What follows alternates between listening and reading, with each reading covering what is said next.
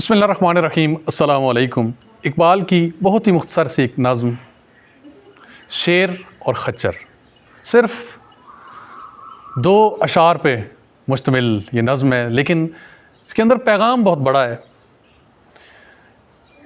بنیادی طور پہ مکالمہ ہے۔ شیر جو کہ جنگل کا بادشاہ ہے، وہ خچر سے سوال کرتا ہے کہ ساکنان دشت و صحرا میں ہے تو سب سے الگ، کون ہے تیرے ابو جد، کس قبیلے سے ہے تو؟ اور آگے سے جواب ہے خچر کا، اور بڑا دلچسپ جواب ہے کہ میرے ماموں کو نہیں پہچانتے شاید حضور، میرے ماموں کو نہیں پہچانتے شاید حضور، وہ صبا رفتار شاہی استبل کی آبرو۔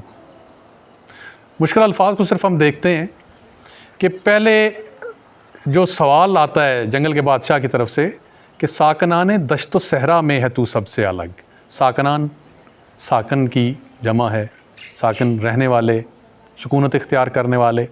دشت و صحرا، دشت جنگل، صحرا تو صحرا ہے ریت کا، ان سب میں تم الگ ہو۔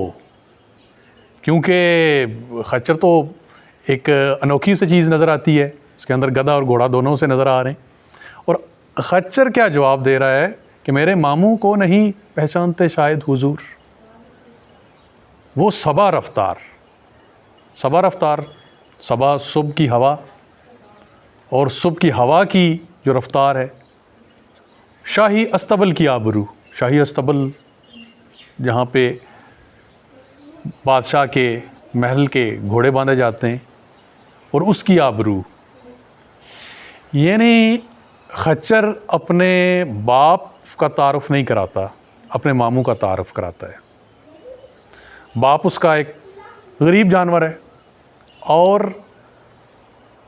جو ماموں ہیں وہ جناب ملازم ہیں، کہاں پہ؟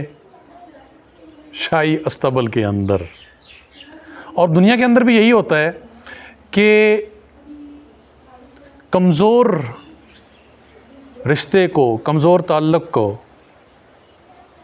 یا کمزور رشتہ دار کو وہ اپنا رشتہ دار ہی نہیں سمجھا جاتا، اور تعارف اس حوالے سے کرایا جاتا ہے جہاں طاقت ہے، دولت ہے، اس حوالے سے کہ میں فلاں کا رشتہ دار ہوں۔ اور عام طور پہ یہ ہوتا ہے کہ غریب ہے اگر تو قریبی رشتہ دار بھی ہے تو وہ رشتہ دار نہیں ہوتا، لیکن اگر دور کا کوئی رشتہ دار ہے اور وہ امیر ہے، طاقتور ہے، بااثر ہے، تو اس کا حوالہ یہ بن جاتا ہے جی وہ تو میرے بھائی ہیں، وہ میرے کزن ہیں، وہ میرے چچا زاد ہیں، خالہ زاد ہیں، یا چچا ہیں یا ماموں ہیں۔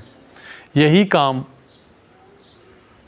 خچر اس شیر کے سامنے کرتا ہے۔ سلسلہ نظم کا جاری رہے گا۔ آج کے لیے بس اتنا ہی، اپنا خیال رکھیے۔